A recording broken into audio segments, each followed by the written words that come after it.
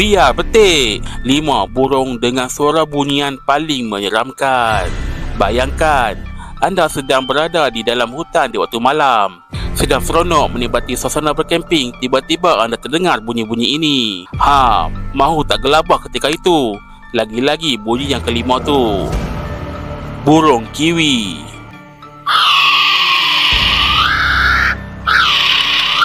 Burung kasawari.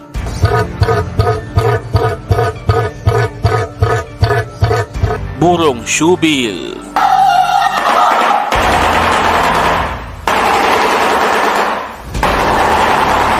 Burung Australian bustard.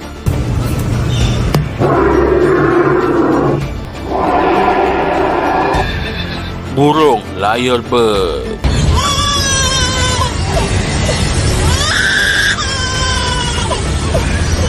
Seram kan bunyi-bunyi burung ini? Apa pendapat anda? Kongsikan di ruang komen.